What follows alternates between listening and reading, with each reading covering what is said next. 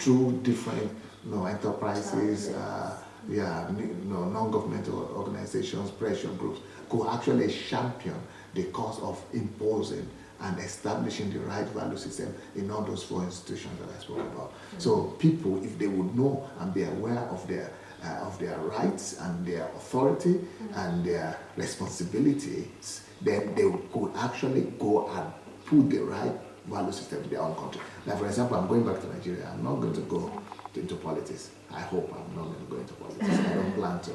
But I will use the people power to force the government to behave and also to force the right value system upon our country. Thank you so very much. You know, one of the things you said in the book that really stood out to me was when you said you're going to Nigeria and you're planning to do something for every single state in Nigeria. And you said it's your hope that when you raise up their hands, they will go into the other African nations to lift their heads up. So, my goodness, what a vision. Yes, I'm going to touch every state in Nigeria. I'm not just going to touch every state in Nigeria. I'm going to touch every local government in Nigeria. Wow. Everybody in Nigeria will feel it when I arrive in Nigeria. You wait. In the next 5 years after I arrive, 10 years, every local government will be rejoicing that this person came back home. Pastor, we have no doubt. I have no doubt. You have no doubt because you are in Ukraine. You have seen my work. But people who are in Nigeria, I'm sure, or people who are in Europe, I'm sure people are just laughing.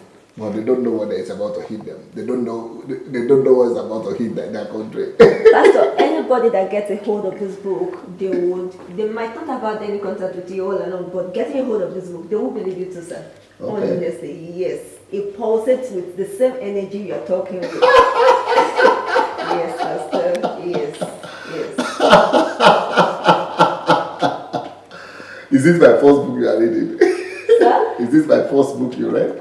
No, but Pastor, Nigeria is a different case on its own. Nigeria is a different case on its own, sir. Okay. I have so many. One of my favorites is Pastor Without Tears. It's a serious matter, Pastor. Yeah.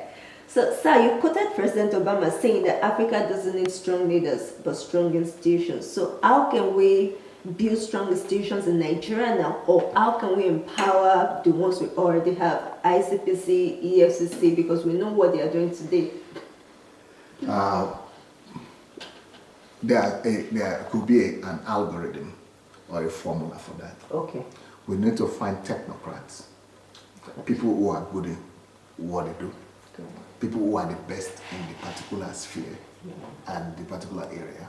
We need to bring them from all over the world. Yes, and then we need to give them the free hand to set up a system in their parastatals or in their ministries or their agencies and give them the agenda that their assignment is to build an institution comparable to anywhere in the world, and that they must build a whole system that will be self-sustaining and have due process in all those institutions, and that if they don't give them a time frame, if they don't finish doing it, and then we set up an international monetary organization that is supposed to monitor their work. Every year we'll see what they've done. Are they up to the world standard and to the international standard or not? Then that is how we put them, and then we'll remove them or put them there until they build and structure that and put people in place and everything. Pastor, you've done your homework well, sir. Well done, sir.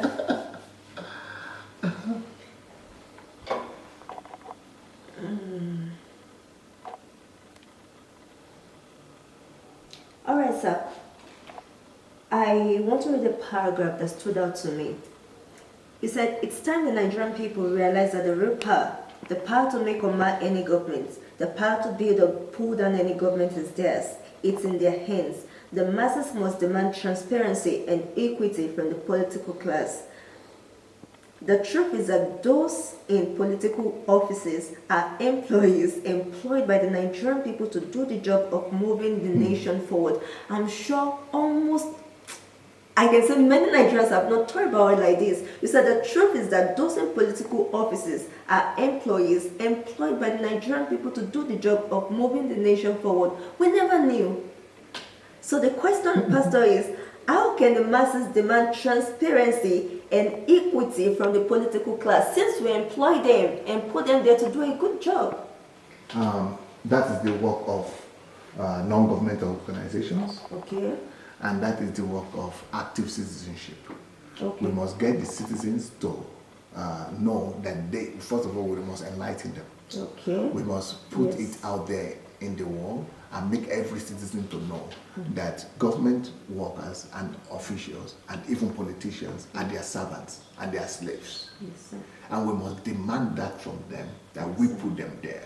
And if they are not going to behave the way we want, we are not the ones worshiping them. The way it is now in Nigeria is that citizens are the ones worshiping political leaders, whereas they are our servants.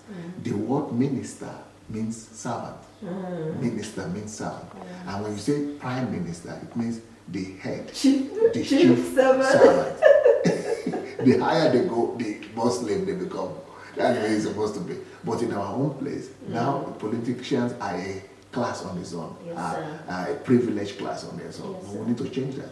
And if we can only change that by our own awareness. So we bring, first of all, awareness to people. Secondly, we make people to form pressure groups that are going to be monitoring what politicians do.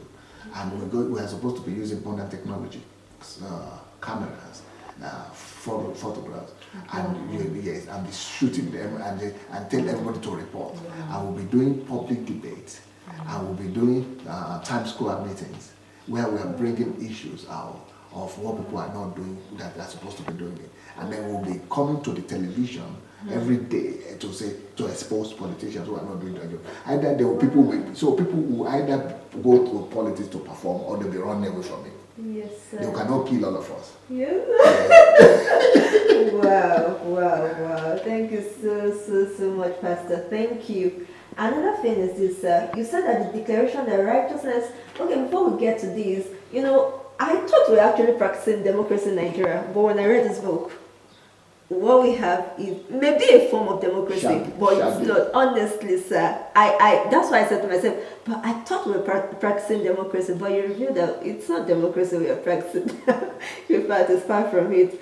So you said that the Declaration that righteousness exalts a nation, but sin is a reproach to any people, carries in it a profound truth that you believe any nation seeking exhortation should consider diligently.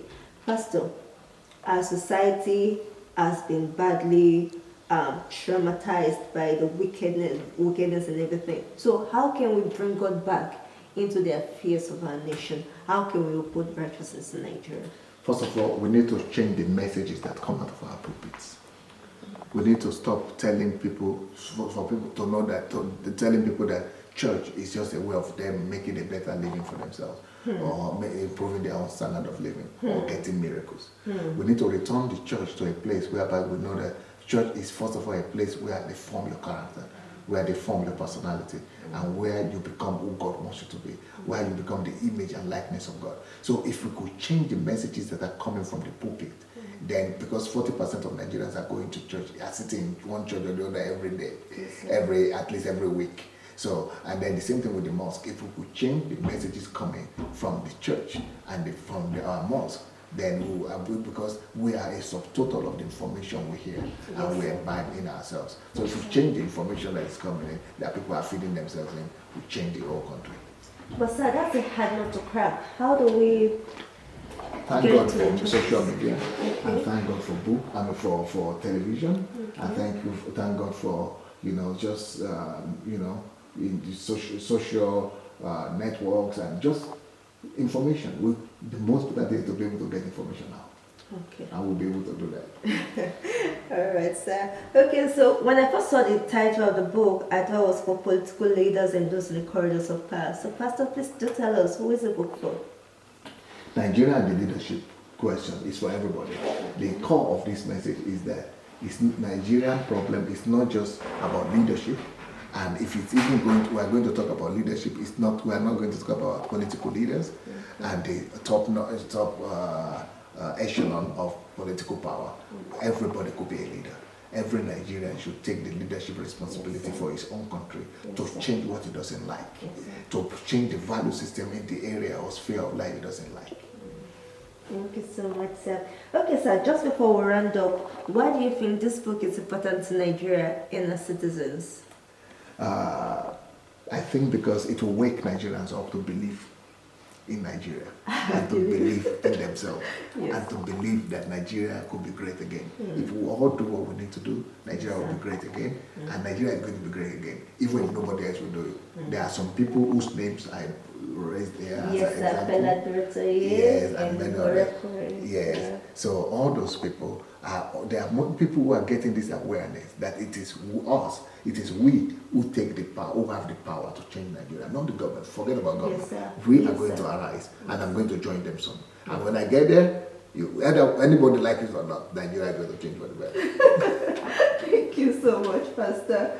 Okay, over the past years, we have had several authors write about Nigeria. Chinua Achebe wrote The Trouble About Nigeria. Stephen Wright wrote on Nigeria's struggle and Nigeria's struggle for stability and status. Karl Mayer wrote This House is Falling, Midnight in Nigeria. What makes Nigeria in the leadership question different from all these other books? Some of those books are always talking about the problems, Yes, sir. but not too many of them proffer solutions. Yes, sir. And that's why this one is about profiling. Actually, the real name of the book is Yes, Profiling Solution to Nigeria's Leadership Problem. Yes, sir. It's about solution, not about problem. Yes, sir. And it doesn't just profess solutions to me. It gives the guidelines, the route, the exact route. It's hands down. It's practical. What you wrote there. Okay. So where can people get a book from, especially those in Nigeria? Yeah, this book is being released worldwide now on Amazon.